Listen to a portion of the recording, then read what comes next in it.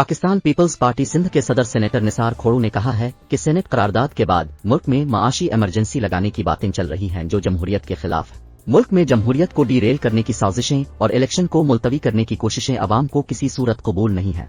इन ख्यालात का इजहार उन्होंने हफ्ते को मीडिया से बिलावल हाउस में वकार मेदी, रजा हारून और इंस एडवोकेट के हमरा प्रेस कॉन्फ्रेंस करते हुए किया। उन्होंने कहा कि 8 फरवरी के इंतखाबात मुलतवी करने की बातें सुप्रीम कोर्ट को बाईपास करने की कोशिश है और 8 फरवरी को इंतखाबात मुलतवी करने की बातें करने वाले तौहीन अदालत के मुर्तकिब हो रहे हैं। उन्होंने कहा कि पीपल्स पार्टी और मुल्क की आवाम 8 फरवरी को इंतखाबात चाहती है और पाकिस्तान की आवाम को जमहूरियत के खिलाफ की जाने वाली कोशिशें किसी सूरत कबूल नहीं हैं।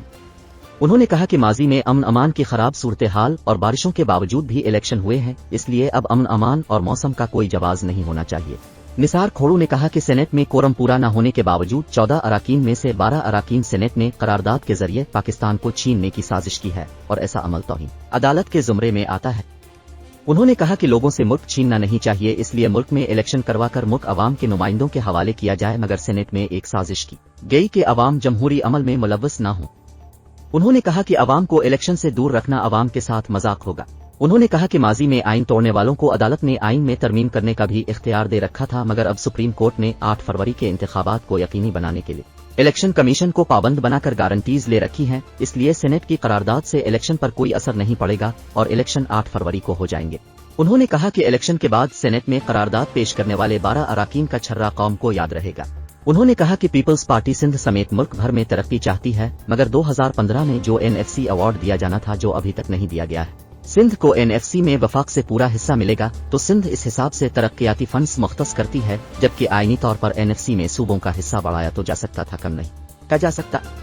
उन्होंने कहा कि पीपल्स पार्टी लसानियत और तासुब पर यकीन नहीं रखती, तमाम जबानें बोलने वालों को साथ लेकर चलना चाहते हैं। इस मौके पर रजा हारून ने कहा कि कराची में तरक्की चार्टर ऑफ कराची के बगैर मुमकिन नहीं है, जिसके लिए कराची शहर के तमाम स्टेक होल्डर्स को साथ बिठाना चाहिए।